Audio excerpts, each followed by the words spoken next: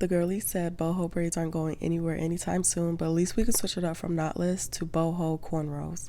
She's a diamond. She's a diamond girl. She's a diamond. Diamond, diamond, diamond. Getting straight into it, we're using the Raw pre-stretched braiding hair. We use 2 packs of this. It's 24 inches long. And then for the curls, we're using this Free Tress Go-Go Curl. It's 26 inches long. We switched it up this time and we're doing synthetic instead of human hair. Hi guys, it's Princess Diamond. Welcome back to my channel. So I wanted to give you guys a little something different. I know you guys are sick and tired of the boho knotless braids. So here we are. We're going to do some boho cornrows. The girlie said that they still are loving the boho look. So we got to get creative. We got to do something a little different. I'm starting out with just sectioning off a like kind of a U part section in the front top of her head. And then I'm splitting her hair down the middle in half. And I'm also doing this little part in the back. This is going to be where I put my single braids.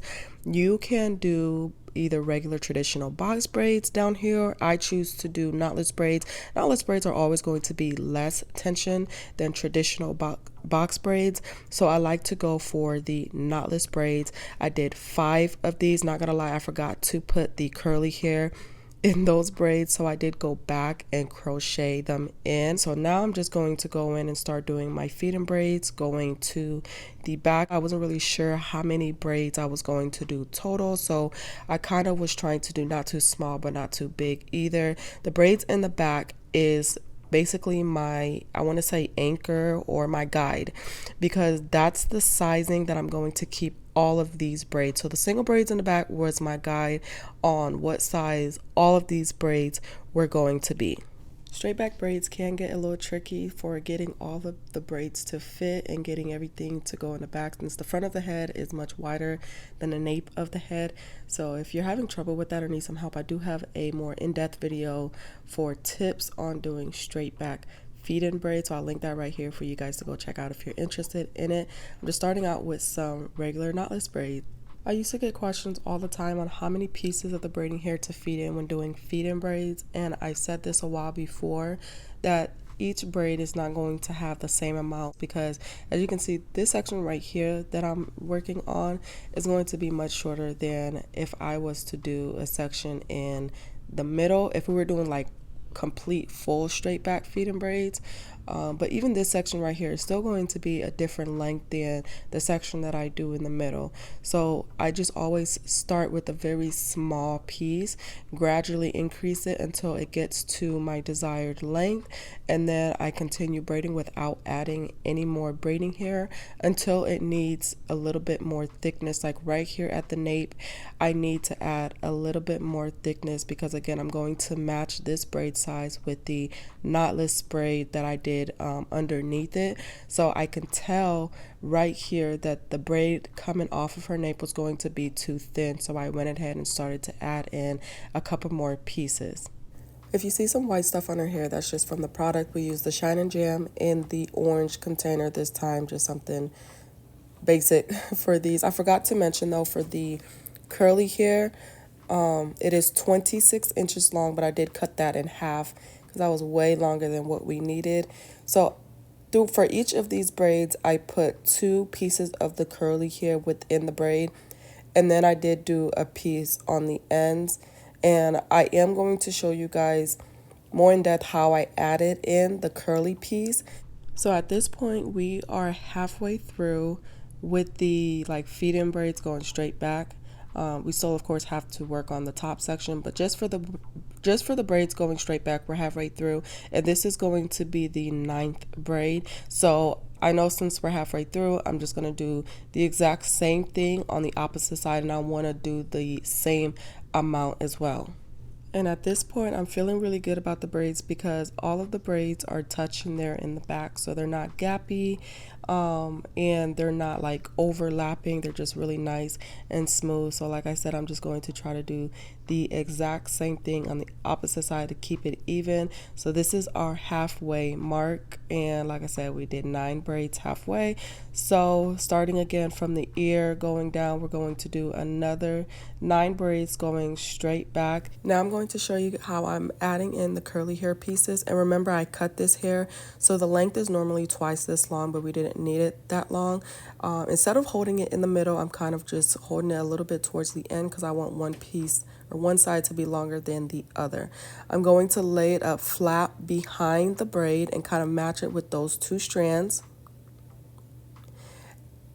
And then I'm going to leave the long end of it out of the braid, and the short end of it, I'm going to braid that within the braid. So that's how I add in the curly piece. Make sure you're adding in a good amount so that way it does not easily pull out of the braid. I think the length that I did was pretty good, a pretty decent length, and it's not going to pull out at all. And then I did add 2 pieces to each braid, like I said, so you can see 2 curly hair pieces were added to each braid, and then you'll see here shortly me adding in the curly pieces at the ends as well. I'm gonna braid, and now I'm going to add in that curly piece, and I'm adding it in the same way. The only difference is I'm just not leaving any of the hair out, of course, so I'm just braiding it within it, but I'm still adding it right behind that braid and just continuing to braid it in like a regular braid. And then once I braided a good length, or once I'm pretty much almost done with the braiding hair, I'm going to take a very small section and I'm going to knot it 3 or 4 times.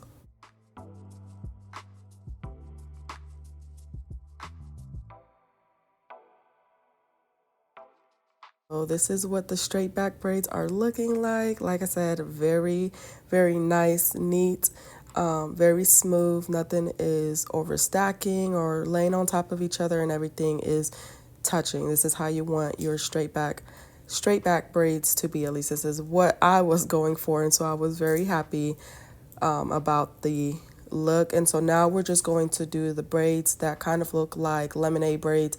These ones are just going to come off to the side, kind of halfway down her face. So just make sure that you, if you're doing it yourself, then you make sure you part it how you want it to fall in your face. If you're doing it on a client, you want to ask your client how far on their face do they want the braids to fall. But depending on how much of their face they want the braids to fall on, you're just going to part your section accordingly. And that tool that I'm using that is holding my braiding hair is the Magic Finger Hand Helper. I'll link it down in the description for you guys to go check out if you are interested. So I just put my braiding hair on top of that, and it makes it easy for me to just grab and go. This is what I always use when I'm braiding. Ever since I've purchased this item, I have not went back to sectioning on a braiding rack unless I need to section for like curly hair. That's the only time I'll use a braiding rack. I know a lot of people, I made a video talking about the Magic Finger Hand Helper, and a lot of people did not like the hand helper. They said they wanted to stick to the braiding rack. To each its own. It works for me.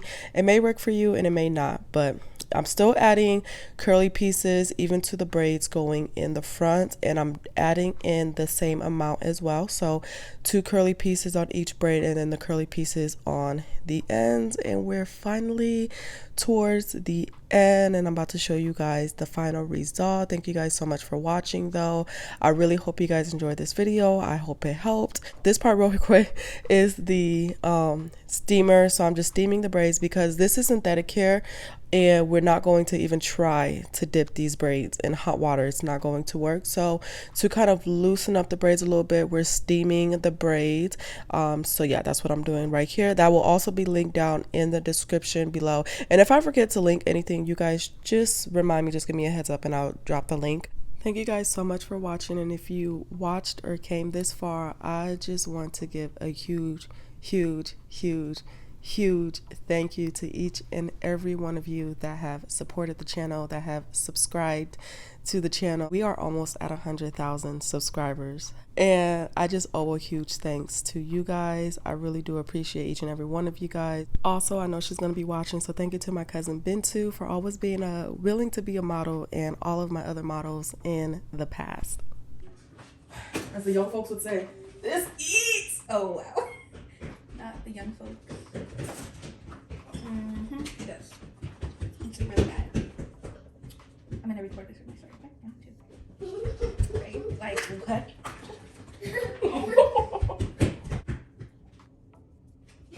Oh, Bonnie, what did you just do?